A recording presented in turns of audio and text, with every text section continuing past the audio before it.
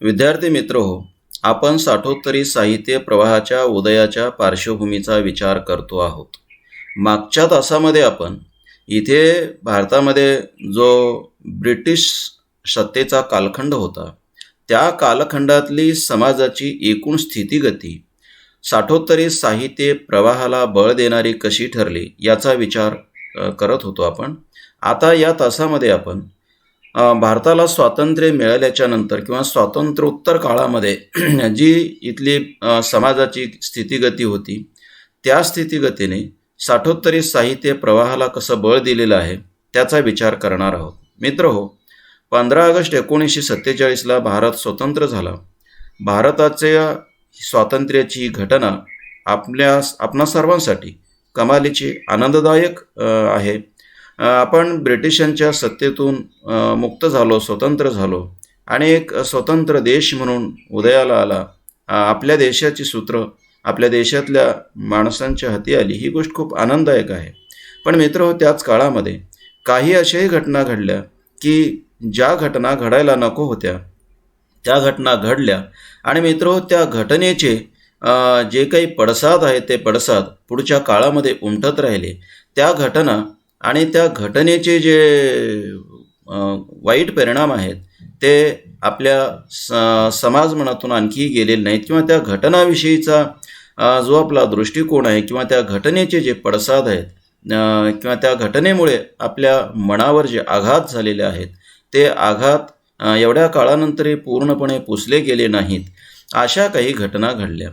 त्यापैकी एक घटना अशी होती मित्र हो, की भारत स्वतंत्र झाला, पण भारताची फाळणीसुद्धा झाली आणि फाळणी होऊन भारत आणि पाकिस्तान हे स्वतंत्र दोन वेगळे देश निर्माण झाले. हे दोन स्वतंत्र वेगळे देश निर्माण होणे ही फारच वाईट गोष्ट आहे असं म्हणण्याचं काही कारण नाही. ठीक आहे की दोन देश झाले आणि तोही देश आज व्यवस्थित आहे, आपणही आहोत.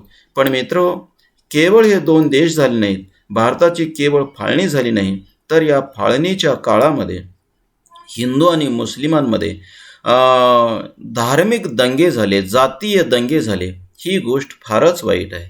म्हणजे केवळ हे दोन देश झाले नाहीत, तर भारत म्हणजे हिंदूंचा देश आणि म्हणून इथे हिंदूंनी राहावं, आणि पाकिस्तान म्हणजे मुस्लिमांचा देश, तेव्हा तिथे मुस्लिमांनी राहावं. अर्थातच त्या प्रदेशातल्या हिंदूंनी भारतामध्ये यावं आणि या प्रदेशातल्या मुस्लिमांनी पाकिस्तानमध्ये जावं.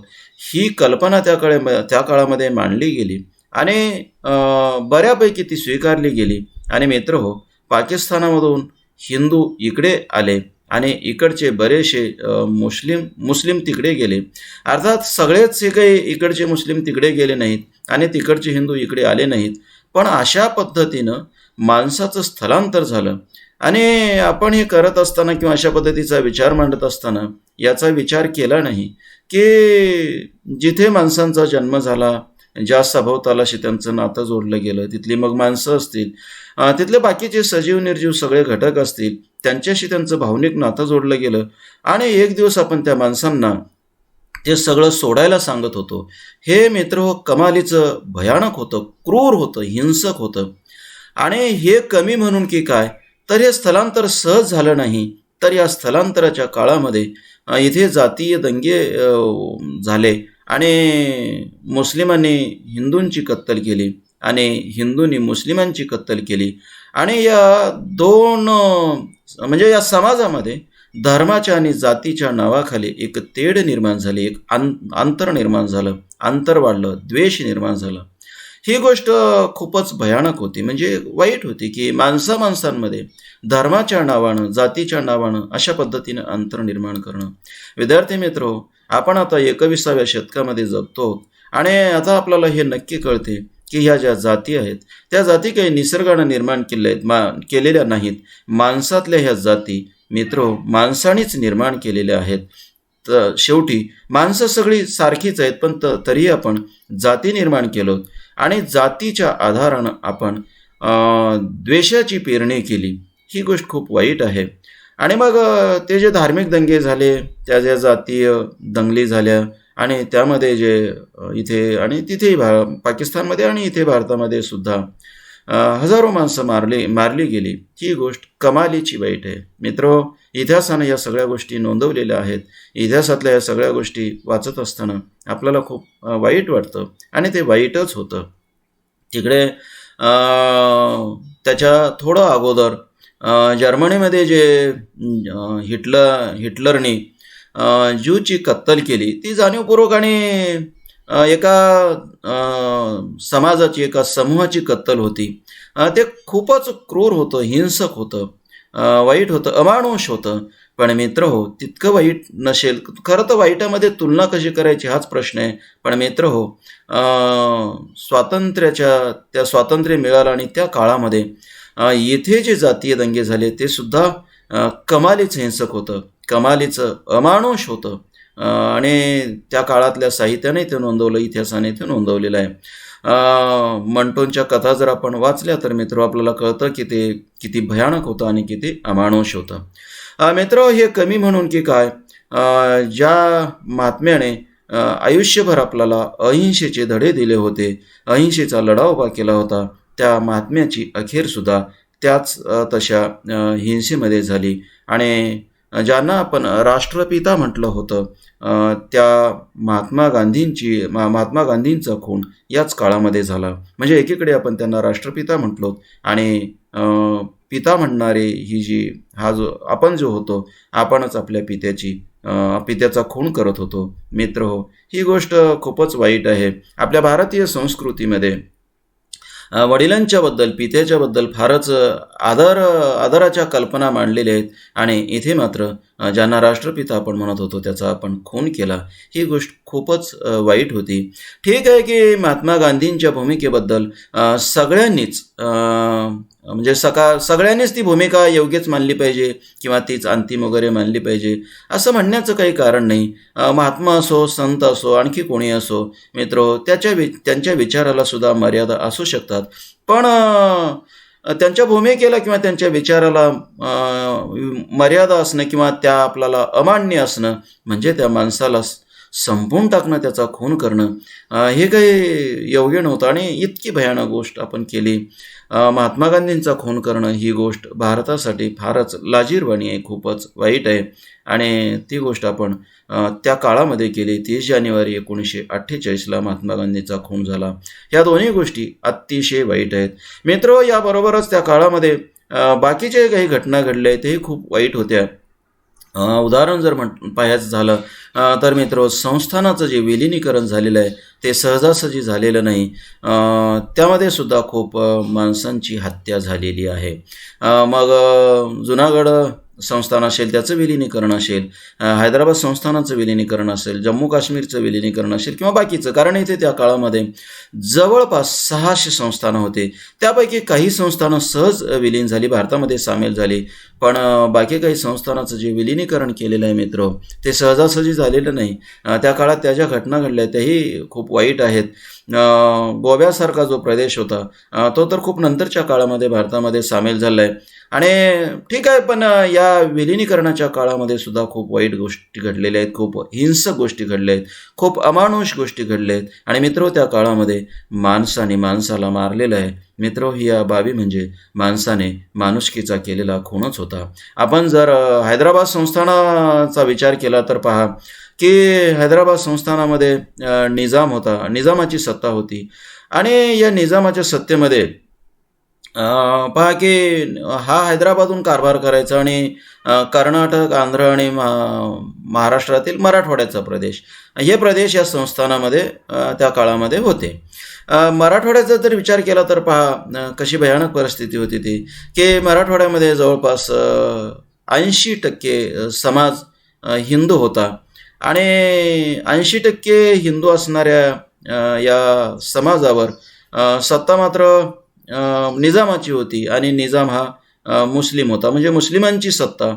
आणि राहणारा जो समाज आहे तिथे तो हिंदू होता. अगोदर ते सगळं व्यवस्थित चालू होतं. पण स्वातंत्र्य मिळण्याच्या काळामध्ये, म्हणजे ज्या काळामध्ये आपल्याला स्वातंत्र्य मिळणार होतं 1947चा तो कालखंड, त्या काळामध्ये तिथल्या हिंदूंना असं वाटत होतं की आपण आता भारतामध्ये सामील होऊ आणि आपण आता स्वतंत्र होऊ, निजामाच्या सत्तेतून आपण मुक्त होऊ. पण त्याच काळामध्ये निजामाची जी कल्पना होती ती मात्र वेगळी होती, की आपण आता ना भारतामध्ये सामील होऊ, ना आपण पाकिस्तानमध्ये सामील होऊ, आपलं संस्थान हे स्वतंत्र असेल अशा पद्धतीची त्याची कल्पना.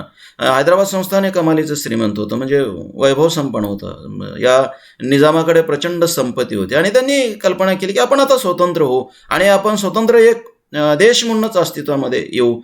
आणि त्याच्या या कल्पनेमुळे झालं असं की एकीकडे हिंदूंची कल्पना वेगळी, त्यांची वेगळी, त्यामुळे दोघांमध्ये अंतर वाढत गेलं, दोन समूहामध्ये अंतर वाढत गेलं. त्याचबरोबर भारत म्हणजे किंवा भारताचं प्रशासन म्हणा किंवा भारतातले पुढारी म्हणा आणि हैदराबाद संस्थानातले जे कारभारी होते, जे देश हैदराबाद संस्थान चालवणारे लोक होते, त्यांच्यामध्ये तेढ वाढत गेलं हे आपल्याला दिसतं. कारण त्या काळामध्ये जो कासिम रजवी नावाचा व्यक्ती होता हैदराबाद संस्थानातला, तो एक प्रमुख होता. तो काही संस्थानिक नव्हता, तो त्याच्या हातात पूर्ण कारभार नव्हता, पण त्यानं त्या काळामध्ये जवळपास ही जी सत्ता आहे ती सत्तेवर बऱ्यापैकी आपलं वर्चस्व मिळवलेलं होतं असं आपल्याला दिसतं. कारण त्यांनी एक स्वतंत्र सेनाच उभी केली होती आणि तो त्या संस्थानातला सेनापती सुद्धा होता. तर त्यांनी भारताला ठणकावून सांगितलं होतं की आम्ही स्वतंत्र राहू. आणि जे हिंदू भारतामध्ये सामील होण्याच्या बाजूने होते त्यांनी हत्या करायला सुरुवात केली होती. म्हणजे 46, 47, 48 हा जो स्वातंत्र्याच्या जवळचा आणि स्वातंत्र्याच्या दरम्यानचा कालखंड आहे ना, त्या काळामध्ये हैदराबाद संस्थानामध्ये हिंदू आणि मुस्लिमांचे प्रचंड दंगे झाले आणि 47च्या दरम्यान हिंदूंची कत्तल झाली हैदराबाद संस्थानामधल्या त्या प्रदेशातल्या. आणि मित्र हो, नंतरच्या काळामध्ये म्हणजे पहा की 47ला देश स्वतंत्र झाला. 47ला हे जे हैदराबाद संस्थान होतं, हे हैदराबाद संस्थान काही भारतामध्ये सामील झालं नाही. ते 1948 पर्यंत, म्हणजे सप्टेंबर 1948 पर्यंत वेगळंच होतं. 1948ला सप्टेंबर 1948ला ते भारतामध्ये सामील करून घेण्यात आलं, विलिनीकरण झालं त्याचं. हे विलिनीकरण करण्यासाठी या हैदराबाद संस्थानामध्ये भारत देशाचं सैन्य घुसवण्यात आलं आणि जबरदस्तीने ते विलिनीकरण केलं गेलं. कारण कासिम रजवीने एका अर्थानं म्हणजे आपण असं म्हणू की भारत देशाच्या विरोधामध्ये युद्धच पुकारलं होतं असं म्हणायला हरकत नाही. आणि म्हणून भारताचं सैन्य या संस्थानामध्ये घुसलं. आणि भारताचं सैन्य जेव्हा या संस्थानात घुसलं, त्या काळात मित्र हो, आता सैन्य आपल्या मदतीला आहे ही गोष्ट तिथल्या हिंदूंच्या दृष्टीनं एक प्रेरणादायी ठरली किंवा बळ देणारी ठरली. आणि अगोदरच्या काळामध्ये मुस्लिमांनी सत्तेचा आधार घेऊन तिथल्या हिंदूंची कत्तल केली होती आणि आता हिंदूंनी पुन्हा भारतातल्या सत्तेच्या, म्हणजे सैन्य घुसलं ना, त्या सत्तेच्या आधारानं मुस्लिमांची कत्तल केली. मित्र हो, सप्टेंबर 48मध्ये हे संस्थान भारतामध्ये विलीन झालं. त्या काळामध्ये सप्टेंबर किंवा त्याच्या अगोदरचे जे 2-4 महिने आहेत, त्या 2-4 महिन्यामध्ये हैदराबाद संस्थानात, विशेषतः मराठवाड्यामध्ये या हिंदूंनी मुस्लिमांची प्रचंड कत्तल केली. म्हणजे अगोदर मुस्लिमांनी हिंदूंची कत्तल केली होती, नंतर हिंदूंनी मुस्लिमांची कत्तल केली. या गोष्टी अतिशय भयानक घडल्या, वाईट होत्या, अतिशय हिंसक होत्या, क्रूर होत्या. ह्या आपल्यासाठी कुठल्याही दृष्टीनं काही अभिमानास्पद नव्हत्या. आणि मित्रो, त्या काळामध्ये देशाच्या फाळणीचा संदर्भ असो किंवा या संस्थानाचे विलिनीकरण करून घेणं असो, या अशा संदर्भामध्ये हे जे जातीय दंगे, धार्मिक दंगे उभे राहिले, त्याचे जे पडसाद आहेत किंवा मानवी मनावरचे जे ओरखडे आहेत ते आणखीही पूर्णतः पुसले गेले नाहीत. मित्र हो, ते पुसणं आपलंच काम आहे. आपण ते पूर्णतः पुसले पाहिजेत आणि आपण पुन्हा माणूस म्हणून एकत्र यायला हवं. असं तुम्हाला वाटतं, तसं मलाही वाटतं. आपण सगळ्यांनी आपली ती सगळ्यांची जबाबदारी आहे. पण मला तुम्हाला हे सांगायचं होतं मित्र की या काळामध्ये ह्या काही घटनासुद्धा घडलेल्या आहेत. पण तरी आपल्याला स्वातंत्र्य मिळालं ही खूपच महत्त्वाची गोष्ट होती. मित्र, आता मला दुसऱ्या एका गोष्टीकडे तुमचं लक्ष वेधायचं आहे आणि ते म्हणजे भारताला स्वातंत्र्य मिळालं ही गोष्ट खूपच आनंददायक आहे. 15 ऑगस्ट 1947 हा दिवस एकूणच भारताच्या इतिहासामध्ये खूपच महत्त्वाचा आहे. पण मित्रहो, त्याहीपेक्षा महत्त्वाची घटना त्या काळामध्ये घडली आणि ती म्हणजे केवळ आपल्याला स्वातंत्र्य मिळालं नाही, तर आपण लोकशाही व्यवस्थेचा स्वीकार केला. लोकशाही व्यवस्थेचा स्वीकार करणं ही गोष्ट या देशाला स्वातंत्र्य मिळालं त्यापेक्षा सुद्धा अधिक आनंदाची आहे. पूर्वीसुद्धा वेगवेगळ्या प्रदेशाला किंवा वेगवेगळ्या समूहांना कुठल्या तरी राजाकडून मुक्ती मिळायची, दुसरा राजा त्याच्यावर सत्ता गाजवायचा. म्हणजे पहा, मुक्ती मिळणं आणि दुसऱ्यांनी सत्ता मिळवणं हे सुरूच होतं. म्हणजे 1818ला पहा, 1818चा जर तुम्ही विचार केला तर पहा ना, 1818ला इथला जो समाज होता तो समाज पेशव्यांच्या सत्तेतून मुक्त झाला आणि इंग्रजांच्या सत्तेखाली आला. किंवा त्याच्या अगोदर या समाजाला किंवा इथल्या वेगवेगळ्या समूहांना आपण असं गृहीत धरू की वेगवेगळे संस्थानं असतील, तर त्या संस्थानातल्या समूहांना वेगवेगळ्या काळामध्ये स्वातंत्र्य मिळत राहिलं, दुसऱ्याकडून मुक्ती मिळायची आणि तिसऱ्याच्या हातामध्ये दिलं जायचं. पण मित्रहो, अशा पद्धतीचा हा जो आपला क्रम सुरू होता भारतीय समाजाचा किंवा इथल्या इतिहासातला हा सत्तांतरांचा, तो सुरूच होता आणि चांगले वाईट परिणाम या समूहाला भोगावे लागतच होते. म्हणजे एखादा संस्थानिक किंवा एखादा कारभारी चांगला मिळाला तर खूप चांगलं असायचं त्या समाजाचं. म्हणजे आपण जर विचार केला तर पहा की कोल्हापूर संस्थानामध्ये छत्रपती राजर्षी शाहूंची सत्ता येणं ही त्या समाजासाठी चांगलीच गोष्ट होती ना. किंवा सयाजीराव गायकवाड यांचं संस्थानिक असणं हे तिथल्या समाजासाठी खूप चांगलंच होतं ना. पण नेहमीच असे काही कारभारी किंवा असे काही सत्तास्थानी असणारी माणसं मिळत होती असं नाही. म्हणजे नको वाईट असणारी माणसंही मिळायची ना. म्हणजे पहा, इथे छत्रपती शिवाजी महाराजांचं राज्य होतं, ही गोष्ट भारतीय समाजाच्या दृष्टीनं किती चांगली होती. छत्रपती शिवाजी महाराजांनी इथल्या समाजाची अस्मिता जपली, समाजाचं हित जपलं आणि सगळ्या समाजाला की बाबा रे, तुम्ही माणसं आहात, तुम्ही सन्मानानं जगा, अशा पद्धतीचा संदेश दिला. सगळ्यांना सोबत घेऊन त्यांनी कारभार पाहिला.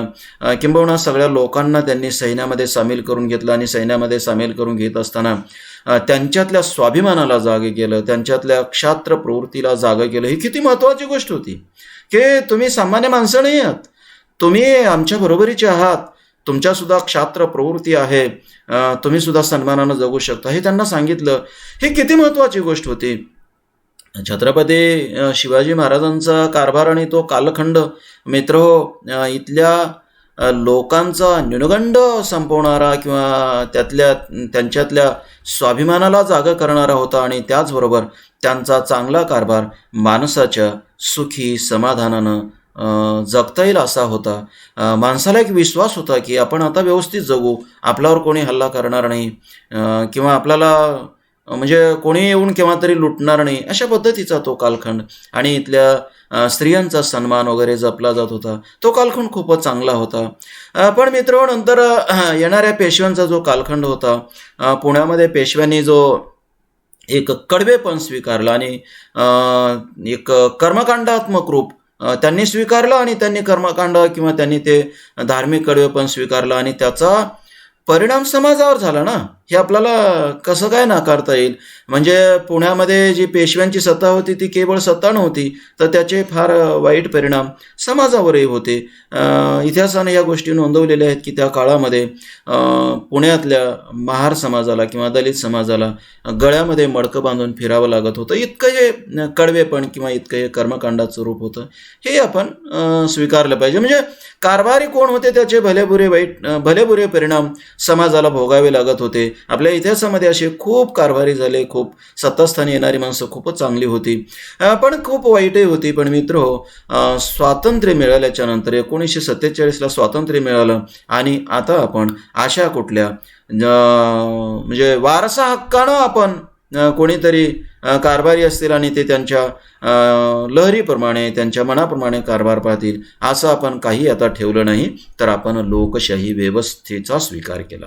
ही लोकशाही व्यवस्थेचा स्वीकार करणारी जी घटना आहे ना मित्रो, ती घटना खूपच महत्त्वाची आहे.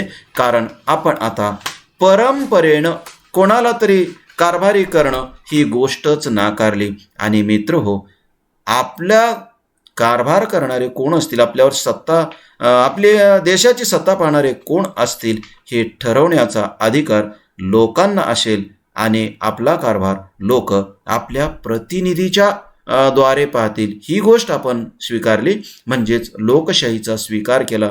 हा लोकशाहीचा स्वीकार भारताच्या इतिहासामध्ये पहिल्यांदाच अशा पद्धतीची घटना घडत होती. याच्या अगोदर असं कधी नव्हतं. आपण असं म्हणत असतो, आपण अशी मांडणी करत असतो की फार पूर्वी आपल्याकडे जी गणव्यवस्था होती त्या गणव्यवस्थेमध्ये लोकशाही नांदत होती. आता मित्र, तो इतिहासाचा भाग आहे, असेल किंवा नसेलही, पण तो काही संबंध देशासाठी वगैरे चोहीकडे सारखी अशी गणव्यवस्था नव्हती. असेल काही ठिकाणी, पण तरी तोही गणव्यवस्थेमध्ये सुद्धा गणप्रमुख जो असायचा तो चांगला वाईट असेलच ना. पण मित्र, आता लोकशाही त्याच्यापेक्षा फार वेगळी होती.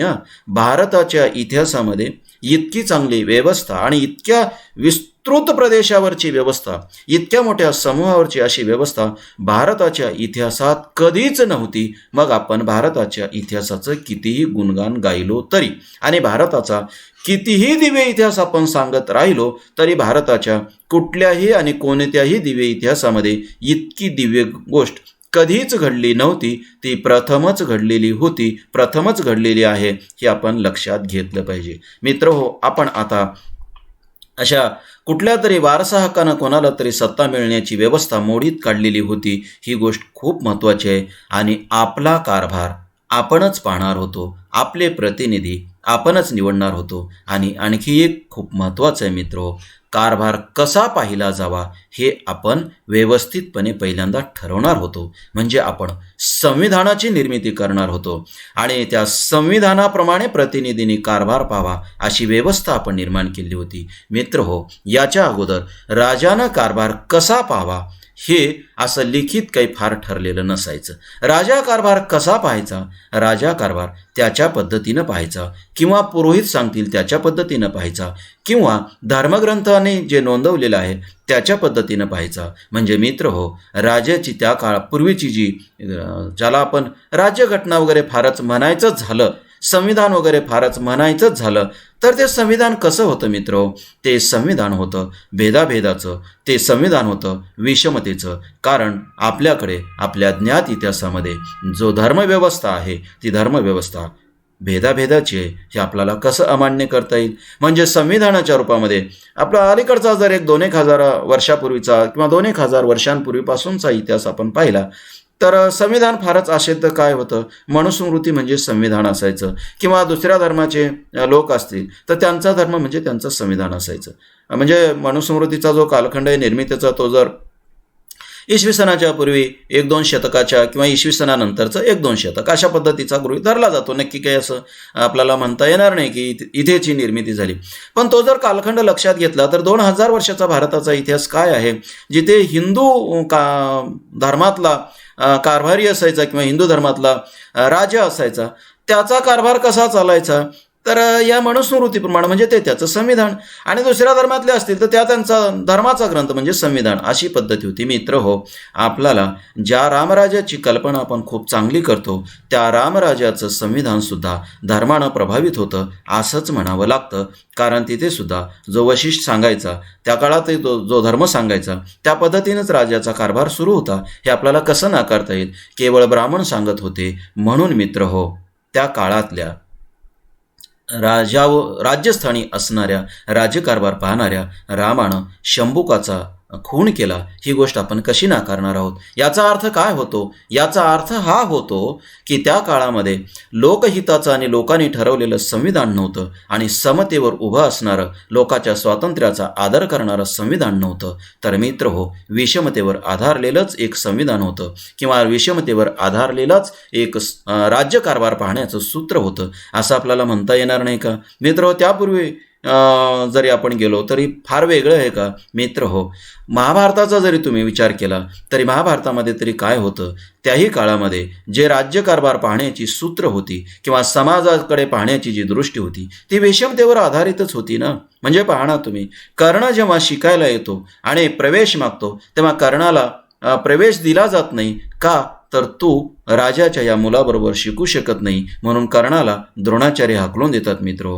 किंवा त्या काळामध्ये एकलव्य शिकतो आणि एकलव्यांचं हे शिकणं सुद्धा द्रोणाचार्याला आवडत नाही. किंवा जेव्हा द्रोणाचार्याकडे तो येतो तेव्हा एकलव्याला प्रवेश मिळत नाही. का मिळत नाही तर मित्र त्या काळातली आपल्या धर्माची तत्व.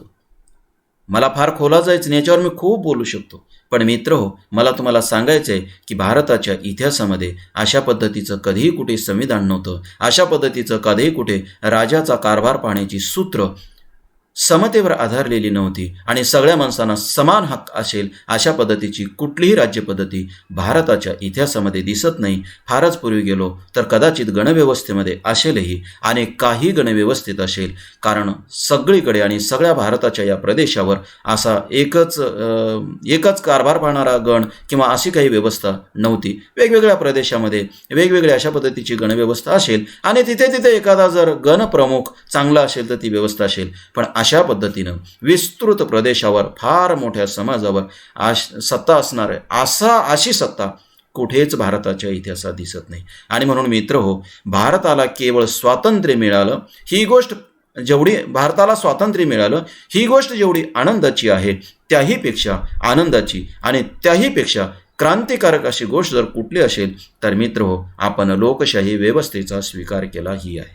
आपण याच्याबद्दल फार बोलत नाही आणि आपल्याला याचं फार काही महत्त्व कदाचित जाणवत नसेल, पण मित्र हे फार महत्त्व आहे. आपल्या इतिहासातली फारच मोठी आणि फारच क्रांतिकारक ही गोष्ट आहे. आणि आपण मग स्वतंत्र झालो आणि आपण एक व्यवस्था स्वीकारली की आता आपण संविधान निर्माण करू आणि त्या संविधानाप्रमाणे आपण कारभार पाहू. आणि तो कारभार कोण पाहिल? आपण निवडून दिलेले लोक पाहतील आणि त्यांना वेगळं काही करता येणार नाही. संविधान सांगेल त्या पद्धतीनं करता येईल. ते वेगळं करत असतील तर त्यांना त्या पदावर राहता येणार नाही. दुसरं म्हणजे त्या पदावर येणारा माणूस आता वारसा हक्कानं आपल्या मुलाला नेमणार नाही. तर मित्र पुढचा कारभारी कोण असेल, पुढचा हा कारभार पाहणारा कोण असेल, सत्तास्थानी कोण असेल, हे कोण ठरवतील? हे तो ठरवणार नाही, त्याचं मंत्रिमंडळ ठरवणार नाही. म्हणजे वारसा हक्क इथे संपलेला होता, संपुष्टात आला होता. आणि सत्तेच्या स्थानी कोण असेल हा कारभार किंवा हे हक्क हे अधिकार आपण कोणाला दिले होते? मित्र आपणच आपल्याला दिले होते. आपणच आपल्याला अधिकार देणे आणि या देशातला कुठलाही माणूस म्हणजे ज्याला मतदानाचा अधिकार आहे तो कुठलाही माणूस, तो कुठलाही नागरिक आपला प्रतिनिधी निवडेल आणि ते प्रतिनिधी या देशाचा कारभार पाहतील. ही व्यवस्था मित्र कल्पना करा ना की त्या काळाच्या पार्श्वभूमीवर जाऊन थोडं मागे जाऊन आपण विचार करा ना, किती क्रांतिकारक होती, किती वेगळी होती. नाहीतर मित्र गावातल्या आपल्याकडचा पाटीलसुद्धा पाटलाचा मुलगाच असायचा. तो मग किती नालायक असो आणि किती तो मूर्ख असो. मित्र कुळकर्ण्याचा वारसासुद्धा आपल्याकडे वंशपरंपरेनं सुरू होता. अशा एका काळामध्ये आपण हे सगळं मोडीत काढत होतो. हे किती वेगळं होतं मित्र भारताच्या इतिहासातली ही गोष्ट खूप आनंददायी आहे आणि खूपच मित्र आपण वेगळं काहीतरी स्वीकारत होतो हे लक्षात घ्या. आपण केवळ इंग्रजांच्या सत्तेतून मुक्त होत नव्हतो, तर मित्र आपण गेल्या हजारो वर्षापासून आपल्याकडे जी राज्यव्यवस्थेची पद्धती होती त्या पद्धतीतून मुक्त होत होतो. हे मला तुम्हाला जाणीवपूर्वक सांगायचं आहे आणि आपण हे लक्षात घेतलं पाहिजे. आपण केवळ ब्रिटिशांच्या सत्तेतून नाही मुक्त झालो मित्र आपण होऊन स्वीकारलेली किंवा आपल्यावर लादली गेलेली इथली जी गेल्या हजारो वर्षापासून सुरू असलेली जी राज्यशाही व्यवस्था होती, जी अन्यायकारी व्यवस्था होती, जी विषमतेवर आधारलेली व्यवस्था होती, ती व्यवस्था आपण नाकारत होतो. राज्यस्थानी कोण असावं, राजा कोण असावं हे आपण गेल्या 1000 वर्षापासून ठरवलेलं होतं आणि क्षत्रिय हाच राजा असायचा. मित्र क्षत्रियानंच राजा असणं आणि ब्राह्मणानेच पुरोहित असणं ही जी काही आपली व्यवस्था होती, राज्यशाही व्यवस्था होती, सत्ता व्यवस्था होती मित्र त्या सत्ता व्यवस्थेतून आपण मुक्त होत होतो. ही गोष्ट आपण लक्षात घेतली पाहिजे. आपण केवळ आणि केवळ इंग्रजांच्या अंमलातून मुक्त होत नव्हतो, तर अशा आपल्या पारंपरिक स्वरूपाच्या सत्ता व्यवस्थेतून मुक्त होत होतो. ही गोष्ट खूप महत्त्वाची आहे. इंग्रज तर आपल्याला स्वातंत्र्य देणारच होते, कारण त्या काळामध्ये इंग्रजांना त्यांनाच देश सांभाळणं अवघड झालं होतं. त्यांची जी व्यवस्था होती ती सगळी खिळखिळी झालेली होती. जे काही महायुद्धाचे परिणाम आहे ते महायुद्धाचे परिणाम त्यांच्यावर खूपच वाईट झालेले होते. ते आपल्याला स्वातंत्र्य देणारच होते आणि मागच्या सगळ्या सत्ता व्यवस्थेपेक्षा इंग्रजांची सत्ता काय फार वाईट होती असंही नाही. पण मित्र हो, इंग्रजांच्या सत्तेतून मुक्त होणं ही आनंदाचीच गोष्ट होती. पण आपणच आपल्यावर लादून घेतलेल्या अशा सत्ता व्यवस्थेतून आपण मुक्त होत होतो, ही खूप महत्त्वाची गोष्ट होती. आपल्याकडे जे वारशानं सत्ता मिळायची आणि त्या मिळालेल्या सत्तेचा वापर तो धर्मव्यवस्थेच्या अंगानं जो करायचा, हे सगळं आपण नाकारत होतो. ही गोष्ट खूप महत्त्वाची आहे. मित्र हो, आपण केवळ इंग्रजांच्या अंमलातून मुक्त झालो नाही, तर आपण त्या काळातल्या गावगाडा व्यवस्थेतून मुक्त झालो. मित्र हो, आपण त्या काळातल्या वाडाबोर्जावरच्या व्यवस्थेतून मुक्त झालो. मित्र हो, आपण कालबाह्य आणि अमानुष धर्मव्यवस्थेच्या व्यवस्थेतून मुक्त झालो. कारण तुम्ही नीट लक्षात घ्या मित्र हो, 1947ला आपण स्वतंत्र झालोत. म्हणजे या समाजावर नियंत्रण कोणाचं असावं, तर पूर्वी नियंत्रण कोणाचं होतं मित्र हो? पूर्वी नियंत्रण या ना त्या स्वरूपामध्ये धर्माचं नियंत्रण होतं. सत्ता कोणाचीही असो, ती सत्ता धर्माच्या अंगानं पाहिली जायची. धर्माचं तत्त्वज्ञान हे सत्तेचं सूत्र होतं. धर्माचं तत्त्वज्ञान हे सत्ता कशी वापरायची किंवा सत्ता कशी पाहायची किंवा सत्तेची सूत्र कशी असणार, हे कशानं ठरायचं? धर्माच्या अंगानं ठरायचं. याचा अर्थ दुसरा काय होतो मित्रो?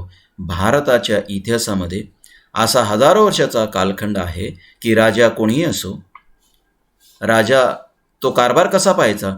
पुरोहित सांगेल त्या पद्धतीनं पाहायचं. म्हणजे मित्र हो, एका अर्थानं भारतीय समाजावर नियंत्रण होतं धर्मसत्तेचं आणि 1947ला आपण धर्मसत्तेच्या नियंत्रणातून मुक्त मुक्त झालोत. आता आपल्या समाजावर किंवा आपल्यावर धर्माचं नियंत्रण नाही, हे तुम्ही नीट लक्षात घ्या. आपण आता धार्मिक नियंत्रणातून मुक्त झालेलो आहोत आणि आता आपल्यावर जे नियंत्रण आहे ते मित्र हो, कायद्याचं नियंत्रण आहे. आता आपल्याला जी शिक्षा होते ती कायद्याच्या दृष्टीनं होते. आपण आता कायद्याचं नियंत्रण स्वीकारलेलं आहे. 1947चा हा बदल तुम्ही नीट लक्षात घ्या. म्हणजे त्याच्यापूर्वी पहा की हा शंभूकाला मारायचं का? त्याचा खून का करायचा? धर्म सांगतो म्हणून करायचा. हे जे सूत्र होतं ते कित्येक वर्ष आपल्याकडे सुरू होतं. म्हणजे या ना त्या स्वरूपामध्ये भारतीय समाज व्यवस्थेवर धर्मसत्तेचं नियंत्रण होतं. मित्र हो, 1947ला आपण धर्मसत्तेच्या नियंत्रणातून मुक्त झालोत आणि कायद्याच्या नियंत्रणात आलोत. आता हे नीट लक्षात घ्या. धर्म काय सांगतो हे महत्त्वाचं नाही, कायदा काय सांगतो हे महत्त्वाचं आहे आणि आपण हे स्वीकारलेलं आहे. ही गोष्ट खूप महत्त्वाची आहे. त्यानंतर आपण 26 जानेवारी 1950 रोजी ज्या प्रजासत्ताक व्यवस्थेचा स्वीकार केलेला आहे, ज्या संविधानाचा आपण स्वीकार केलेला आहे, ती गोष्ट खूप महत्त्वाची आहे.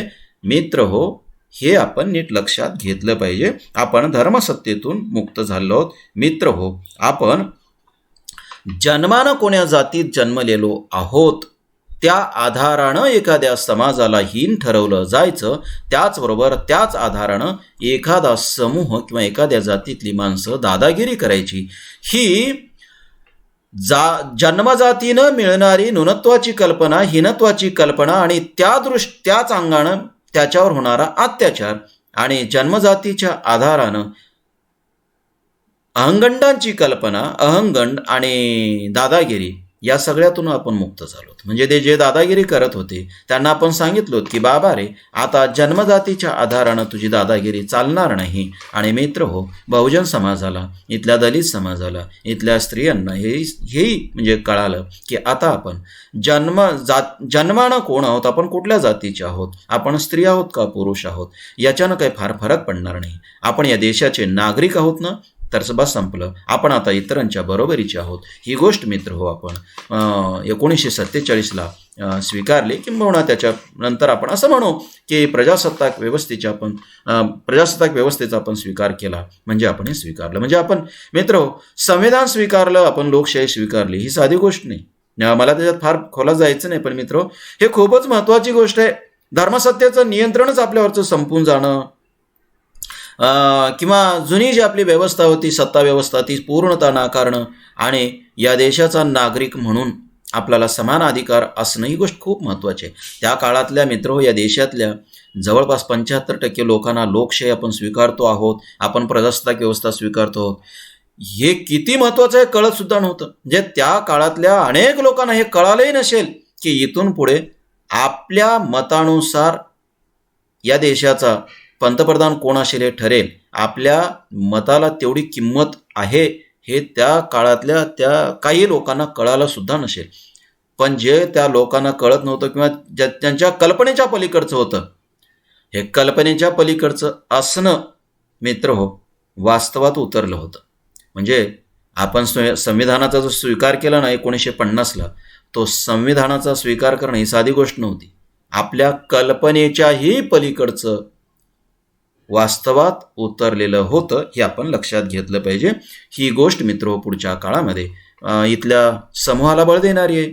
इथल्या जे समूह आलुतेदार बलुतेदार असतील, बहुजन असतील, त्यांना त्यांचं माणूस असणं, नागरिक असणं जेव्हा जाहीर झालं किंवा त्यांच्यावर शिक्कामोर्तब झालं, तेव्हा त्याला बळ देणारच आहे मित्र. बाकीच्या खूप गोष्टी आहेत ते आपण पाहणारच आहोत. मित्र डॉक्टर बाबासाहेब आंबेडकर मसुदा समितीचे अध्यक्ष होते, संविधानाच्या मसुदा समितीचे अध्यक्ष होते. डॉक्टर बाबासाहेब आंबेडकरांनी भारतीय संविधानाचा मसुदा लिहिलेला आहे, ते अध्यक्ष होते. आणि दुसरीकडे ते भारतीय संविधानाच्या निर्मिती प्रक्रियेमध्ये सुद्धा सहभागी होते. म्हणजे भारतीय संविधानाच्या निर्मितीतले ते सभासद होते. म्हणजे दोन्ही ठिकाणी ते होते आणि त्यांचं योगदान खूप महत्त्वाचं राहिलं आहे. मला तुम्हाला हे सांगायचं आहे, हे किती म्हणजे किती वेगळं होतं पहा. आपल्याकडे आतापर्यंत जे धर्मग्रंथ लिहिले गेले, त्या धर्मग्रंथातून विशेषतः हिंदूंचा आपण जर विचार केला तर त्या धर्मग्रंथात काय सांगितलं गेलं. आपल्याकडे अनेक धर्मग्रंथ लिहिले गेले ना, रामायण महाभारतापासून ते अलीकडच्या काळापर्यंत, किंवा मनुस्मृती असेल, आणखी काही असेल. त्या धर्मग्रंथामध्ये किंवा त्या ग्रंथांमध्ये काय सांगितलं गेलं, त्या ग्रंथामध्ये हे सांगितलं गेलं की बाबा रे, ग्रंथ लिहिण्याचा अधिकार कोणाला आहे, तो केवळ आणि केवळ जन्मानं ब्राह्मण असणाऱ्यांना आहे. कारण जन्मानं ब्राह्मण असणं हे श्रेष्ठ आहे आणि पावित्र्याचा भाग आहे आणि विशेषतः ते ईश्वराचे अंश आहेत, देवाचे अंश आहेत, ते भूदेव आहेत. आपल्या पहा ना, वेदाची निर्मितीसुद्धा कुठून झाली, ब्रह्मदेवाच्या तोंडून झाली अशा पद्धतीची कल्पना. ते ब्रह्मदेवाच्या तोंडून वगैरे झाले नाहीत, कोणाच्याही तोंडातून असे ग्रंथ बाहेर पडत नाहीत. कोणाच्याही तोंडातून पडत नाही. ते मग कोणी असो, ब्रह्मदेव असो की आणखी कोणी असो, ग्रंथ कोणाच्या तोंडातून बाहेर पडत नाहीत. पण पहा आपली कल्पना कशी. दुसरं म्हणजे ब्रह्मदेवाच्या तोंडातून ब्राह्मणांचा जन्म झाला अशा पद्धतीची कल्पना. आणि ग्रंथ लिहिण्याचा अधिकार कोणाला, तो अधिकार फक्त ब्राह्मणांनाच आहे. कारण ते जन्मतः शहाणे आहेत, लायक आहेत, बाकी सगळे मूर्ख आणि नालायक आहेत अशा पद्धतीची कल्पना. आणि मग त्या ब्राह्मणांनी, जन्माने ब्राह्मण असणाऱ्यांनी, ते शहाणे होते का नाही हा भाग वेगळा, त्यांनी जे ग्रंथ लिहिले त्या ग्रंथामध्ये त्यांनी काय सांगितलं, त्यांनी हे सांगितलं की वर्णव्यवस्था ही ईश्वर निर्मित आहे आणि या वर्णव्यवस्थेमध्ये सगळ्यात खालचा वर्ण जर कुठला असेल तर तो शूद्र आहे आणि तो सगळ्यात हीन आहे, तो सगळ्यात नालायक आहे, तो सगळ्यात मूर्ख आहे, त्यांना कुठलेच अधिकार नसावेत, हे आपल्या धर्मग्रंथांनी सांगितलं. ज्या धर्मग्रंथांनी ज्यांना सगळ्यात नालायक ठरवलेलं होतं, त्या जातीतला एक माणूस या देशातला सर्वश्रेष्ठ ग्रंथ लिहित होता.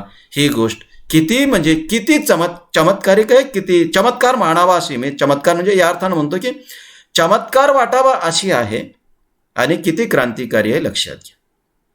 म्हणजे ज्यांना आपल्या सगळ्या धर्मग्रंथांनी ज्या जातीनं हीन मानलेलं होतं, सगळ्यात हीन मानलेलं होतं, त्या जातीतला एक माणूस या देशातला सगळ्यात श्रेष्ठ ग्रंथ लिहित होता. धर्मग्रंथ नव्हे, ग्रंथ लिहित होता.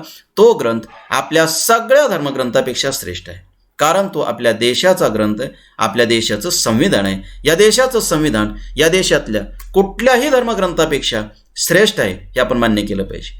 याच्या तोडीचा धर्मग्रंथ या देशात दुसरा नाही, कुठलाच नाही, ग्रंथच नाही या देशामध्ये. भारताचं संविधान हे सर्वश्रेष्ठ आहे आणि त्या सर्वश्रेष्ठ ग्रंथाची निर्मिती, त्या सर्वश्रेष्ठ संविधानाची निर्मिती आपल्या धर्मग्रंथांनी ज्या जातीनं हीन मानलं त्या जातीतला माणूस लिहित होता.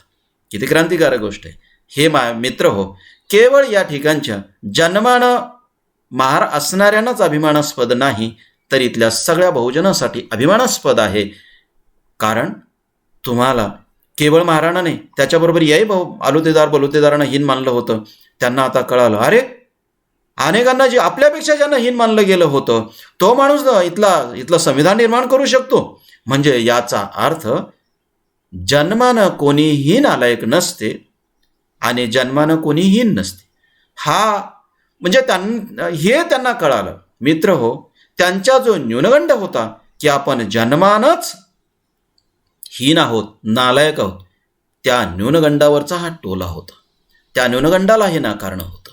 आणि मित्र हो, ज्यांच्यामध्ये अहंगंड होता की आपण जन्मानच शहाणे आहोत, जन्मानच लायक आहोत आणि बाकीचे सगळे नालायक आहेत, मूर्ख आहेत, त्यांच्या त्या अहंगंडाला सुद्धा हा प्रखर टोला होता, हे आपण लक्षात घेतलं पाहिजे. आणि मित्र हो, इथे ज्या बहुसंख्य समाजाला आपण हीन ठरवलं होतो, त्या लोकांना ही गोष्ट खूप प्रेरणादायी होती, हे आपण लक्षात घेतलं पाहिजे. ही गोष्ट या अर्थानं चमत्कार वाटावा अशी होती, नव्हती का? तुम्ही विचार करा ना मित्र हो. जातीने कोणीही शहाणा नसतो, ही या गोष्टीवर शिक्कामोर्तब करणारी होती. ही बाब ना, जातीने कोणी शहाणा नसतो. शहाणा कसा होतो माणूस? शहाणा जन्मानंतर त्याच्या प्रयत्नानं होतो, त्याच्या कर्तृत्वानं होतो, त्याच्या मेहनतीनं होतो. या गोष्टीवर हे शिक्कामोर्तब होतं. कारण डॉक्टर बाबासाहेब आंबेडकर केवळ महार जातीमध्ये जन्मले म्हणून ते शहाणे नव्हते, आणि ते केवळ महार जातीत जन्मले म्हणून ते नालायकही नव्हते. मित्र हो, ते कुठल्या जातीत जन्मले ही गोष्ट क्षुल्लक होती. ते जन्माच्या नंतर काय करत होते ही गोष्ट महत्त्वाची होती. आणि डॉक्टर बाबासाहेब आंबेडकरांनी जन्माच्या नंतर ज्ञान अर्जित केलेलं होतं. ते जन्माच्या नंतर शिकले, ते अनेक देशामध्ये गेले, वेगवेगळ्या देशामध्ये ते शिकले, बाहेरच्या देशात जाऊन त्यांनी पदव्या मिळवल्या, शहाणपण त्यांनी अवगत केलं, शिकले, अर्जित ज्ञान होतं ते. आणि अशा पद्धतीनं ज्ञान अर्जित करता येते, आणि ते आईच्या पोटात अर्जित नाही करता येत, जन्माच्या नंतर करता येतं, बाहेर आल्यावर करता येतं. या जगाचं निरीक्षण करता येतं, ह्या जगात काय चाललंय शिकता येतं, ह्या जगात कुठलं ज्ञान आहे ते शिकता येतं, आणि आपल्या कष्टानं शिकता येते. आणि ते आंबेडकरांनी शिकलेलं होतं, ते आंबेडकरांनी अर्जित केलं होतं, ते त्यांच्या मेहनतीनं अर्जित केलं होतं, आणि म्हणून ते या देशाचं संविधान लिहिण्याच्या लायकीचे झालेले होते. याच्यावरचं ते शिक्कामोर्तब होतं, हे अधोरेखन होतं. मित्र हो, या देशातल्या सगळ्या लोकांना हे कळालं की बाबा रे, आपल्यालाही शिकता येतं, शिकण्याचा अधिकार आहे, ज्ञानग्रहण करण्याचा अधिकार आहे, तो कोणीही हिरावून घेऊ शकत नाही. आपण केवळ जन्मानं नालायक नाही, जन्मानं आपण केवळ माणूस आहोत. आता जन्माच्या नंतर आपल्याला ठरवायचं आहे की आपण नक्की काय करायचं, आणि जन्माच्या नंतर आपल्याला शहाणं होता येतं. ही गोष्ट या देशातल्या हजारो लोकांना कळाली. नाही तर आपण हे सांगत होतो की तुला जन्मानच तू मूर्ख आहेस, त्यामुळे तुला आता शहाणपण अर्जित करण्याचं स्वातंत्र्य नाही किंवा अर्जित करण्याची तुझी लायकी नाही.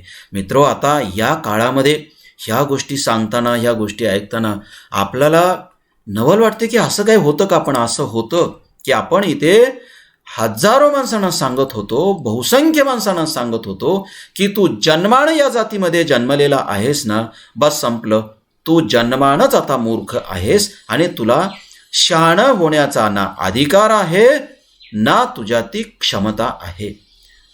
म्हणजे तुझ्यात क्षमताच नाही हे सांगणं किती विचित्र होतं. मित्र हो, डॉक्टर बाबासाहेब आंबेडकर मसुदा समितीचे अध्यक्ष असणं आणि त्यांनी संविधान लिहिणं आणि लोकशाही वगैरे आपण स्वीकारणं, प्रजासत्ताक व्यवस्थेचा आपण स्वीकार करणं, ही गोष्ट साधी नव्हती. ही गोष्ट ही होती की बाबा रे, तुम्ही जन्माच्या नंतर खूप गोष्टी शिकू शकता, किंबहुना तुम्ही जन्माच्या नंतर काय करणार आहात याच्यानुसारच तुमचं व्यक्तिमत्व असेल, तुमची किंमत याच्यानुसार असेल. तुम्ही कुठल्या जातीत जन्मलात याला काही अर्थ राहणार नाही. ही गोष्ट किती म्हणजे क्रांतिकारी होती. पण मित्र हो, हे आपल्याला आता सिद्ध करून दाख, म्हणजे हे आपल्याला कळत होतं किंवा यातून ते अधोरेखित झालेलं होतं. मित्र हो, शहाणपणाची मक्तेदारी निसर्गाने कुठल्याही एखाद्या विशिष्ट जातीकडे बहाल केलेली नाही, दिलेली नाही, आणि कुठल्याही एखाद्या विशिष्ट जातीतल्या माणसांकडून शहाणपणाचा अधिकार निसर्गाने काढून घेतलेला नाही.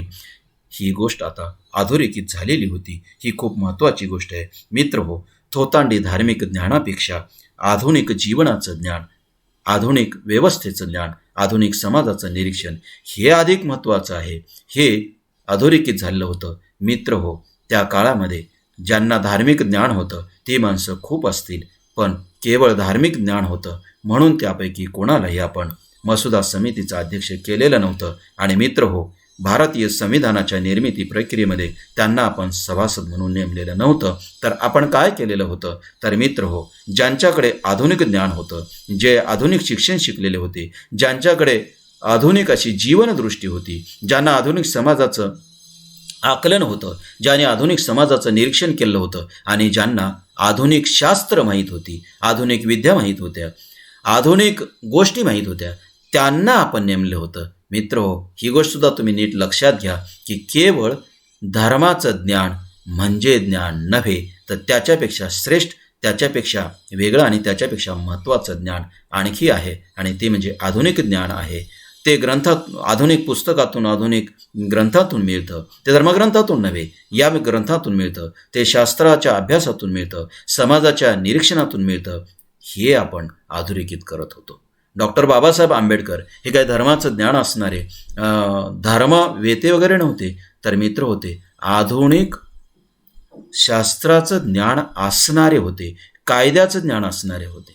आणि म्हणून आपण त्यांना संविधानाच्या निर्मिती प्रक्रियेमध्ये सभासद म्हणून या त्या व्यवस्थेनं किंवा त्या काळातल्या लोकांनी नेमलेलं होतं. हे आपण लक्षात घ्या. ही गोष्ट साधी नव्हती. ही गोष्ट याच्यावर शिक्कामोर्तब करत होती की बाबा रे, आतापर्यंत तुम्ही ज्या हजारो वर्षापासून धर्माचं ज्ञान म्हणजेच सर्वश्रेष्ठ ज्ञान आणि धर्माचं ज्ञान असणारी माणसंच सर्वश्रेष्ठ असतात, हे जे तुम्ही लोकांना सांगत आले होते ते खोटं आहे, याच्यावरचं शिक्कामोर्तब होतं. धर्माचं ज्ञान असणं हे फार महत्त्वाचं नाही, तर आधुनिक ज्ञान असणं हे खूप महत्त्वाचं आहे. ही गोष्ट अधोरेखित झाली होती. मित्र हो, धर्मव्यवस्थेने ज्या जातीतल्या लोकांना हीन ठरवले होते, त्या जातीतली माणसं या देशाचा इतिहास घडवू शकतात, या देशाचं संविधान लिहू शकतात, या गोष्टीवरचं हे शिक्कामोर्तब होतं. पहा ना, किती महत्त्वाचं आहे. म्हणजे ज्या जातीतल्या माणसाने इथल्या धर्मव्यवस्थेनं हीन लेखलं, त्या जातीतले माणसं आता संविधान लिहित होते. या देशाचा कारभार कसा केला जावा हे या जातीतले माणसं सांगत होते. आणि मित्र हो, या जातीतल्या माणसांना, आता हीन ठरवल्या गेलेल्या माणसांना किंवा आलोतेदार बलुतेदारांना आता मतदानाचा अधिकार मिळालेला होता. आणि मतदानाचा अधिकार मिळाल्यामुळे ही लोक या देशाचा कारभार कसा असावा हे ठरवणार होते. मित्र हो, यांना केवळ मतदानाचा अधिकार मिळालेला नव्हता, तर यांना आणखी एक अधिकार मिळालेला होता. तो म्हणजे या देशाच्या पंतप्रधान पदासाठी असो, राष्ट्रपती पदासाठी असो, किंवा आमदार खासदारासाठी असो, सरपंच पदासाठी असो, कुठलंही पद असो, कुठल्याही पदासाठी आता निवडणुकीला उभं राहता येणार होतं. मित्र हो, या देशाच्या प्रशासन व्यवस्थेतलं कुठलंही पद असो, त्या पदासाठी त्यांना अर्ज करता येणार होता. त्या पदाची लायकी जर त्यांच्याकडे असेल, त्या पदाची पदवी असेल, तर त्यांना आता त्या पदावर जाता येणार होतं. म्हणजे या देशातला महार कलेक्टर होऊ शकतो. या देशातला महार किंवा या देशातला कुठलाही आलोतेदार बलुतेदार, या देशातला कुठल्याही बहुजनातला व्यक्ती पंतप्रधान होऊ शकतो. या देशातला कोणीही खासदार होऊ शकतो. या देशातला कोणी न्यायाधीश होऊ शकतो. किती गोष्ट वेगळी आहे. लक्षात घ्या ना तुम्ही. म्हणजे पूर्वी न्याय देण्याचा अधिकार या देशातल्या दलितांकडे कधी असेल का? किंवा न्याय देण्याचा अधिकार बहुजनांकडे, आलोतेदार बलुतेदाराकडे कधी होता का? मित्र हो, खेड्यातली गावगाडा व्यवस्था तुम्ही लक्षात घ्या. मी तुम्हाला जाणीवपूर्वक हे सांगतो आहे की मित्र हो, गावगाडा व्यवस्थेमध्ये पंच असायचे. आपण पंचमुखी परमेश्वर अशा पद्धतीचं म्हणतो. आणि गावामध्ये मग हे जे पंच होते ते पंच न्याय करायचे. मित्र हो, हे पंचमुख म्हणजे 5 लोकांचे तोंड असा त्याचा अर्थ होतो. 5च होते असं नाही, अनेकही असायचे, पण हे म्हण की पंचमुखी परमेश्वर म्हणजे अनेकांच्या मुखी परमेश्वर किंवा त्यांनी दिलेला न्याय हा परमेश्वराने दिलेला न्याय आहे, अशा पद्धतीची कल्पना. साधा प्रश्न आहे. या 5 तोंडापैकी एखादं तोंड आलुतेदार बलुतेदाराचं असायचं, एखादं तोंड दलितांचं असायचं. मित्र, हे तोंड कोणाचे होते लक्षात घ्या ना मित्र हो. आता नव्या व्यवस्थेमध्ये हे तोंड बदलले होते, हे तुम्ही लक्षात घेणार आहात की नाही? मला पुन्हा पुन्हा तुम्हाला हे सांगायचं आहे मित्र हो, आपण केवळ इंग्रजांच्या सत्तेतून मुक्त झालो असं समजू नका. आपण केवळ स्वतंत्र झालोत असं समजू नका. 1947ला आपण स्वतंत्र होणं ही गोष्ट वेगळ्या अर्थानं अधिक महत्त्वाची आहे. मित्र हो, आपण जे संविधान स्वीकारलेलं आहे ना, 1950ला आपण संविधान स्वीकारलं, पण त्या संविधानाच्या निर्मितीची प्रक्रिया त्याच्यापूर्वी सुरू झाली होती. हे आपण नीट लक्षात घ्यायचं. हे संविधान लिहिणं, हे संविधान स्वीकारणं ही गोष्ट साधी नाही, हे पुन्हा पुन्हा तुम्ही लक्षात घ्या. मित्र हो, नंतरच्या काळामध्ये जे साठोत्तरी साहित्य प्रवाह वगैरे आपण म्हणतो ना, जे उदयाला आले ना, त्याचे पाळमुळं खूप मागे आहेत. म्हणजे 1925च्या दरम्यान इथे ग्रामीण साहित्याचा उदय वगैरे झाल्याच्या कल्पना मानलेल्या आहेत. म्हणजे स्वातंत्र्याच्या पूर्वीची झालेलं आहे. हे सगळं उगी होत नव्हतं. आणि नंतरच्या काळामध्ये स्त्रिया लिहायला लागल्या. किती महत्त्वाचं आहे मला सांगा.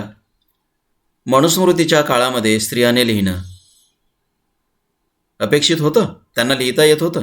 पेशव्यांच्या काळामध्ये एखाद्या स्त्रीनं लिहिलं असतं तर काय झालं असतं? कल्पना करा ना, तिचं स्वागत झालं असतं का? म्हणजे किती हे विचित्र आहे की पूर्वी आपल्याला हे अधिकारच नव्हते.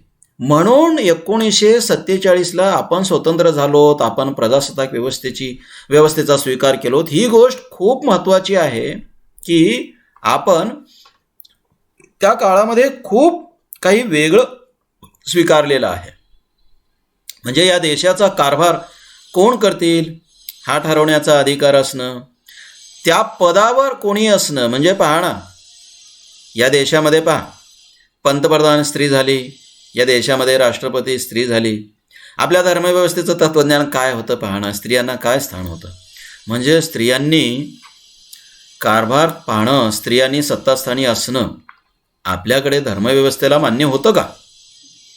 म्हणून आपण निव्वळ स्वतंत्र झालोत वगैरे असं समजू नका तुम्ही. हे स्वतंत्र होणं फार वेगळ्या अर्थानं होतं, हे आपण लक्षात घेतलं पाहिजे. म्हणून इथे ज्या जातीनं आपण हीन मानलं होतं, ज्या जातीनं आपण कुठलाच अधिकार दिलेला नव्हता, कुठलाच म्हणजे कुठलाच, दुसऱ्याचा अधिकार सोडून द्या हो, त्यांचा माणूस असण्याचाही त्यांना अधिकार नव्हता. त्यांना आपण माणूसच मानत नव्हतो. हे सत्य, हे खूप चांगलं नाही आणि हे खूप काही सन्मानाचं नाही. आणि भारतीय इतिहासामध्ये हे जे नोंदवलं गेले ना, हे आपल्यासाठी खूप काही चांगलं आहे असं वगैरे असं नाही. म्हणजे पहा, इथली जी महार माणसं होती, ती महार माणसं पंक्ती उठल्याच्या नंतर उष्ट जमा करून ते उष्ट खात होते, एकत्र करायचे. आणि शेकडो माणसाच्या पात्रावरचं शेकडो माणसाचं उष्ट पुन्हा एकत्र करायचे आणि ते एकत्र केलेलं अन्न वाटून खायचे. किती विचित्र होतं मित्र. मी याच्यावर खूप बोलू शकतो, मी याच्यावर खूप लिहिलेले आहे, पण मला याच्याबद्दल फार बोलायचं नाही. आणि मला दुसरं एक या ठिकाणी आणखी सांगायचं आहे की मित्र हो, ती त्या काळातली व्यवस्था होती. त्या काळातली व्यवस्था म्हणजेच इतिहासातली व्यवस्था आहे. इतिहासातली व्यवस्था इतिहासातच जमा झाली पाहिजे, ही माझी स्पष्ट भूमिका आहे. आणि ती इतिहासातच जमा होऊ द्या. मी हे याच्यासाठी सांगतो की त्या मागच्या काळाचे संदर्भ आता लक्षात घेऊन किंवा त्या संदर्भाच्या आधारानं आता कोणी कोणाच्या विरोधामध्ये द्वेष भावना पसरविणं किंवा कोणी कोणाचा द्वेष करणं अतिशय वाईट आहे. त्या सगळ्या व्यवस्थेला त्या काळाचे संदर्भ आहेत, याचं आपण भान ठेवलं पाहिजे. आपण जर याचं भान आज ठेवणार नसू तर मग आपण सुशिक्षित झालो, आपण शिकलो, आपण स्वतंत्र झालो आणि आपण लोकशाही व्यवस्था स्वीकारली, आपण प्रजासत्ताक व्यवस्था स्वीकारली, आपण संविधान स्वीकारलं, अशा म्हणण्याला सुद्धा काही अर्थ राहणार नाही. मित्र हो, या सगळ्या व्यवस्थेला स्वीकारणं, ही सगळी व्यवस्था चालवणं, याला जर आपल्याला लायक व्हायचं असेल तर आपल्याला निदान प्राथमिक पातळीवर एवढी गोष्ट तर कळालीच पाहिजे की आपल्या कालच्या ज्या गोष्टी आहेत, समाजाच्या संदर्भात असतील किंवा आणखी कुठल्या असतील, त्या सगळ्या गोष्टी कालच्याच होत्या आणि त्या कालच होत्या आणि त्या इतिहासामध्ये जमा झाल्या आहेत. त्याच्या आधारानं आज आपण आपल्यामध्ये अंतर वाढू द्यायचा नाही, हे एवढं तरी आपल्याला प्राथमिक पातळीवर कळालंच पाहिजे. एवढंही जर कळत नसेल तर मग आपण कसा आपला कारभार पाहणार, आपण कसे विकसित होणार आणि आपण लोकशाही व्यवस्थेमध्ये नागरिक म्हणून कसे नांदणार. तेव्हा ठीक आहे, कालचा काळ होता तो कालच्या पुरताच मर्यादित राहू द्या. पण मित्र हो, कालच्यापेक्षा आज वेगळं कसं आहे हे जर नीट समजून घ्यायचं असेल तर मला आपला कालचा काळ तुमच्यासमोर ठेवावा लागेल. आणि तो ठेवणं माझं जसं कर्तव्य आहे तसा आपला इतिहास काय होता हे आपण लक्षात घेणंही अधिक महत्त्वाचं आहे. आपला इतिहास तुम्हाला नीट लक्षात यावा आणि त्या पार्श्वभूमीवर आजचा आपला वर्तमान किती वेगळं आहे हेही आपल्याला कळावं. आणि हे निवळ कळून अर्थ नाही, तर त्याचं महत्त्वही आपल्याला कळावं आणि महत्त्व कळाल्यामुळे ते टिकवणंही तुम्हाला कळावं आणि ते टिकवण्यासाठी आपली सगळ्याची धडपड असावी, याच्यासाठी मी सांगतो आहे. ते आजचा वर्तमान आपला अधिक चांगला आहे. नाही तर आपल्याकडे काय होतं, आजही लोक सहज बोलता बोलता असं म्हणत असतात की आता काही खरं नाही हो, आता लोक बिघडले, आता खूपच वाईट आहे, कालचा काळ खूप चांगला होता. मित्र हो, मी तुम्हाला पुन्हा एकदा सांगतो, आपल्या लोकशाहीच्या अनेक मर्यादा आहेत आणि त्या राहणार आहेत, राहतातच त्या. कारण कालही माणसं होती, आजही माणसं होती. मित्र हो, माणूसच अपूर्ण आहे, माणूस परिपूर्ण नाही, माणूस अपूर्ण आहे. म्हणून जोपर्यंत हा माणूस अपूर्ण असेल तोपर्यंत या माणसाच्या सगळ्या व्यवस्था अपूर्ण असू शकतात आणि त्या व्यवस्थेला मर्यादा असणारच आहेत. म्हणून लोकशाहीच्या काहीच मर्यादा नाहीत असं मला बिलकुल म्हणायचं नाही. पण मित्र हो, भारताच्या इतिहासामध्ये लोकशाही व्यवस्था ही सर्वश्रेष्ठ व्यवस्था आहे, मर्यादा असल्या तरीही. म्हणून कालचं खूप चांगलं होतं, कालचा काळ चांगला होता, कालची माणसं चांगली होती असं जेव्हा म्हणत असतात माणसं, तेव्हा मित्र हो, हे आजच्या काळाला दोष न देत असतात. हे चुकीचं आहे. तुम्ही आजच्या काळाच्या मर्यादा सांगा, पण कालच्या काळाचं समर्थन करू नका. मित्र, मी तुम्हाला कालही सांगत होतो, माणूस हा विकसित होत आलेला प्राणी आहे. आपली व्यवस्था विकसित होत आलेली व्यवस्था आहे. आपण बिघडत आलेलो नाही. आणि आपण जर असं म्हणत असो की कालचा चांगला होता तर आजचा काळ वाईट आहे असं जर म्हणत असो तर मित्र हो, आपण बिघडत आलो असं म्हणणं स्वीकारणं असते. असं कोणीही म्हणू नका, असं कोणीही सांगत जाऊ नका. आपण फक्त एवढंच सांगू शकतो, आजच्या काळाच्या मर्यादा काय आहेत. पण कालचा काळ चांगला होता हे म्हणणं मात्र खूपच वाईट आहे. माणसं सहज बोलताना म्हणतात कालचा काळ खूप चांगला होता, अगदी सहज. म्हणजे आमच्या गावामध्ये पूर्वीच्या काळी खूप चांगलं होतं. मित्र हो, मला कालचा काळ बऱ्यापैकी माहीत आहे. माझ्यापेक्षा जे अधिक वयाची माणसं आहेत त्यांना आणखी चांगला माहीत आहे. माझ्या जगण्याचा जो अनुभव आहे, त्या जगण्याचा अनुभव जर मला सत्य सांगायचं असेल तर मला हे सांगावं लागतं की कालच्यापेक्षा आजचाच काळ चांगला आहे. आता ठीक आहे, अनेक मर्यादा आहेत, मर्यादा असणारच आहेत. लोकशाहीच्या मर्यादा नाहीत का? अनेक मर्यादा आहेत. मित्र हो, हे कायद्याच्या पातळीवर किंवा थेटपणे पुरावा म्हणून सादर जरी करता येत नसला तरी या देशातली माणसं पैसे घेऊन मतदान करतात, हे तुम्हाला आणि मलाही माहीत असणारं सत्य आहे. ठीक आहे, येणाऱ्या काळामध्ये हेही मागे पडेल. आपली लोकशाही अधिक प्रगल्भ होईल, अधिक दृढ होईल, अधिक व्यवस्थित पुढची पिढी आपल्यापेक्षा अधिक व्यवस्थितपणे राबवेल. मित्र हो, आपण थोडे नालायक आहोत, आपली पुढची पिढी अधिक लायक होईल आणि ते थोडं व्यवस्थित करतील. पण असं कधी समजू नका की आपण मागच्या लोकांपेक्षा नालायक आहोत, पुढच्या लोकांपेक्षा थोडे नालायक आहोत. असं वाटत असेल तर ठीक आहे, पण मागच्यांपेक्षा खूप नालायक आहोत असं समजू नका. कारण मागचे जर आपल्यापेक्षा अधिक लायक असते तर मित्र हो, मागच्याच काळामध्ये खूप चांगली व्यवस्था निर्माण झाली असती. तुम्ही असं कधीही गृहीत धरू नका की रामाच्या काळामध्ये रामराज्य होतं म्हणजे खूप चांगलं होतं.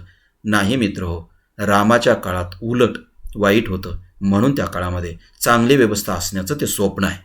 रामराज्याचं स्वप्न आहे आणि ते चांगल्या राजाचं स्वप्न आहे.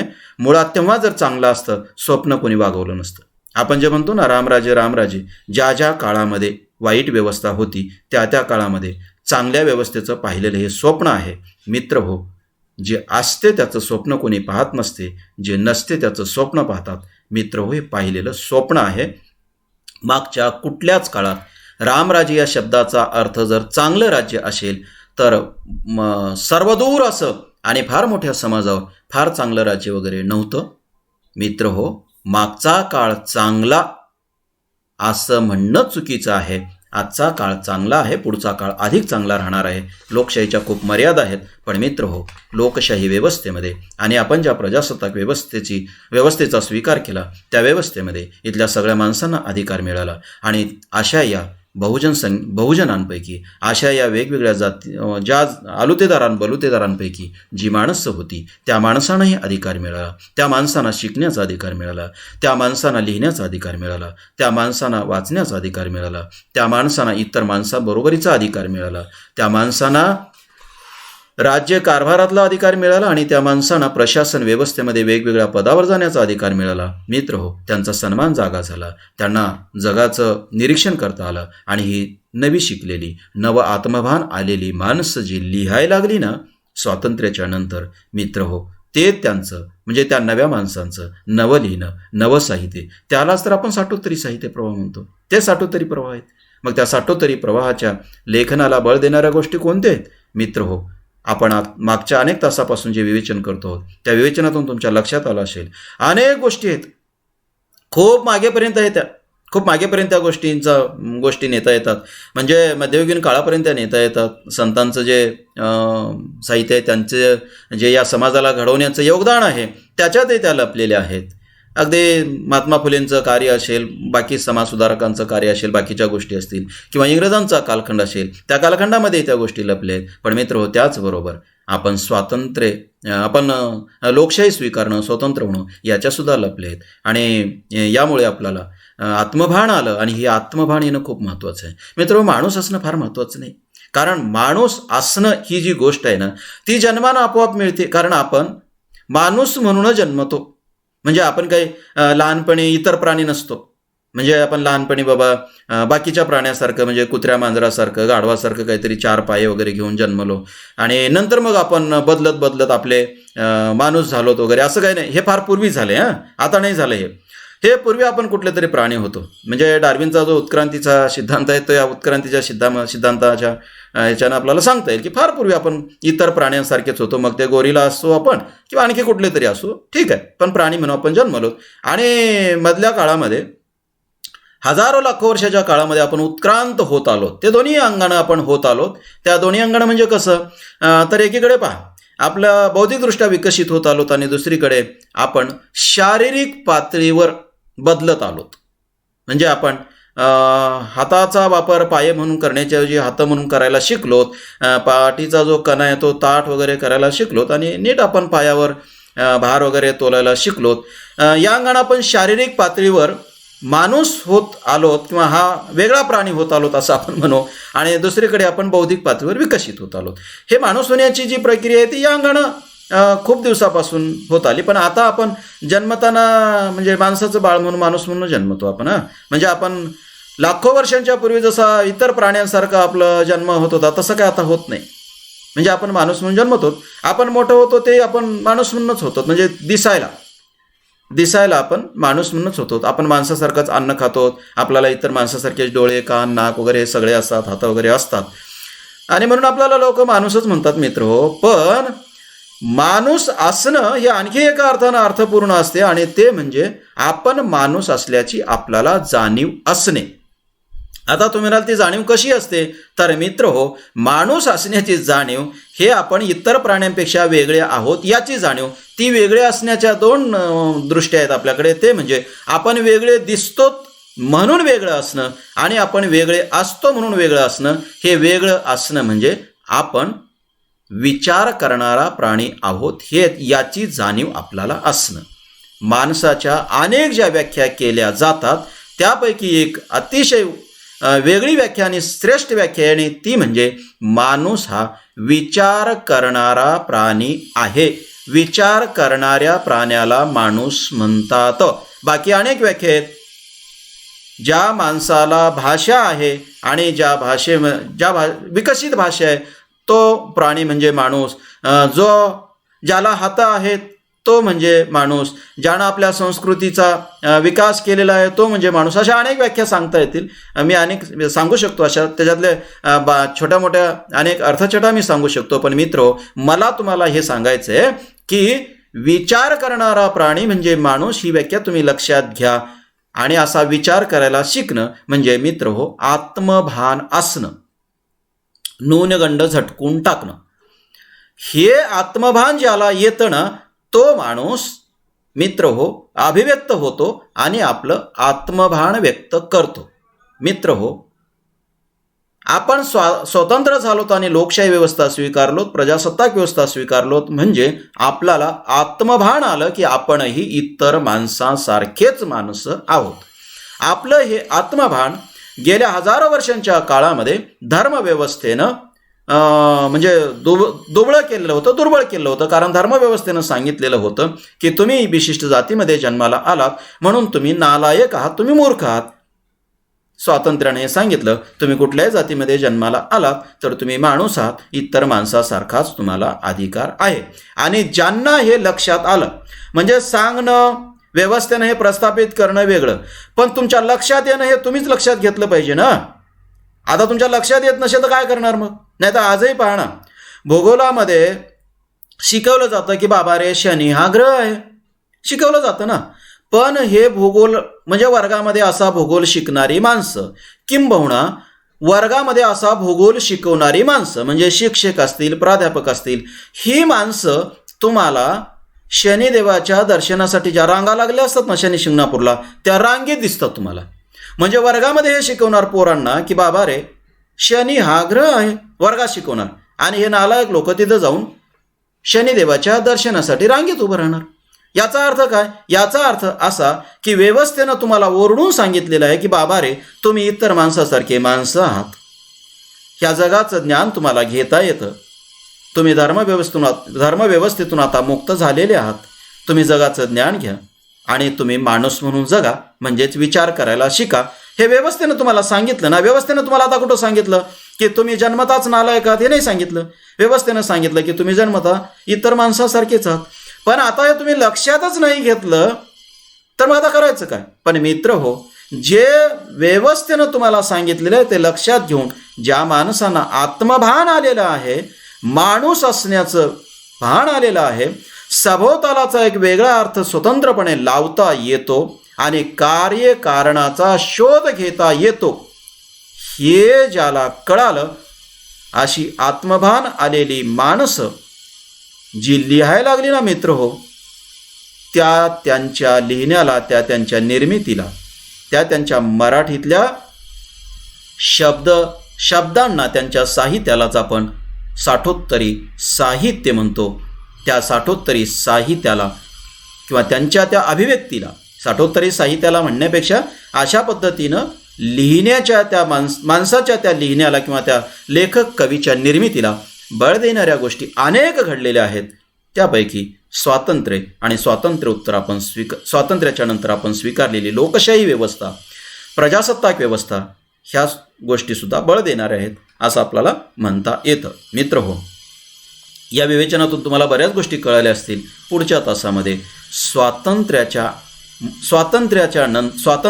आपण स्वतंत्र होणं, लोकशाही स्वीकारणं आणि प्रजासत्ताक व्यवस्थेचा वगैरे स्वीकार करणं, याच्या आणखी कुठल्या सकारात्मक गोष्टी आहेत, बळ देणाऱ्या आणखी कुठल्या गोष्टी आहेत, याच्यामुळे आपल्या सामाजिक जीवनामध्ये कुठले बदल झाले आणि ते बदल साठोत्तरी साहित्य प्रवाहाला बळ देणारे कसे ठरले, त्याचा विचार आणखी पुढच्या तासामध्ये आपण करू म्हणे. इथे या तासापुरतं थांबू म्हणे. पुढच्या तासात आणखी वेगळं विवेचन मी तुम्हाला तुमच्या पुढे ठेवेल. ठीक आहे.